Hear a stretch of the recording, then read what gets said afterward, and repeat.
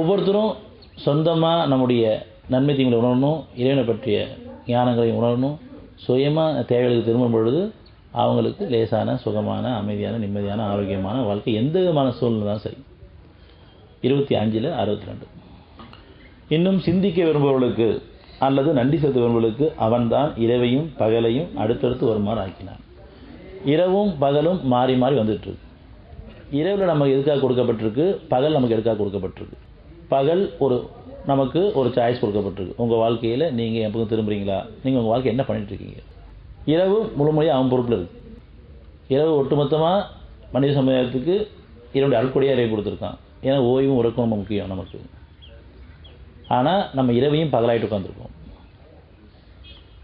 சிந்திக்க விரும்புபவர்களுக்கு அல்லது நன்றி செலுத்த விரும்புபவர்களுக்கு அவன்தான் இரவையும் பகலையும் அடுத்தடுத்து வருமாறு ஆக்கினான். தூக்கம் மனுஷனுக்கு அவசியம், ஓய்வும் அவசியம். சாதாரணமாக நம்ம சொல்கிறது, நான் மிஷின்மாக ஆகிட்டேன், மிஷினரி லைஃப்னு சொல்கிறோம். இயந்திர வாழ்க்கை, நானும் இயந்திரம் ஆகிட்டேன். அப்படிப்பட்ட வாழ்க்கை வாழ்றவங்களுக்கு கஷ்டம்தான். மனுஷன் சொன்னால் ஓய்வு வேணும், உறக்கம் வேணும்.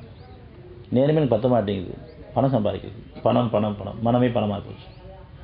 அப்போ இரவு இறைவன் அருட்கொடையாக ஓய்வுக்காக உறக்கத்தான் கொடுக்கும்போது அந்த இரவு நேரங்களை தூக்கத்தை தவிர்த்துக்கிட்டு நம்ம பொருளுக்காக கணக்கு போட்டு உட்காந்துருக்கோம், அல்லது பொருளை ஈட்டுறதுக்காக நைட் டியூட்டி பார்க்குறோம், அல்லது பொருள் கொஞ்சம் அதிகமாக இருந்தால் அதை பாதுகாக்கிற திட்டங்களை போடுறோம், அல்லது அதெல்லாம் தாண்டி மனைவிகளுக்காக நேரத்தை நான் வீணாக்கிறேன். இறைவன் சொல்கிறது இரவையும் பகலையும் உங்களை அடுத்த வருமா ஆக்கினேன். இரவு என்ன அர்த்தம்னு சொன்னால் 25:47. அவன்தான் உங்களுக்கு இரவை ஆடையாகவும். ஒரு மனுஷனுக்கு உடை எந்த அளவுக்கு முக்கியமோ அந்த அளவுக்கு இரவு தூக்கம் மனிதனுக்கு முக்கியம். சாதாரணமாக உடை இல்லாமல் எந்த மனுஷன் இருக்க முடியாது, அதே மாதிரி தூக்கம் இல்லாமல் எந்த மனுஷனும் வாழ முடியாது. ஆனால் தூக்கத்தை தவிர்த்துக்கிட்டு நான் பண்ணுற கேடுகளின் காரணமாக எனக்கு மன அமைதி கிடைக்கும்.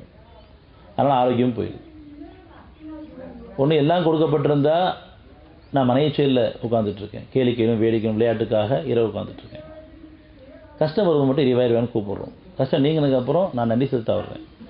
நீங்கள் நன்றி செலுத்த வருவீங்கன்னு சொன்னால் நான் கொடுத்த தூக்கத்தை நீங்கள் ஒழுங்காக ஏற்றுக்கிட்டு தூங்கி எழுந்திரிங்க. தூக்கம் இல்லை கூட படுங்க, முதல்ல அதை விரும்புங்க, நான் தரேன்.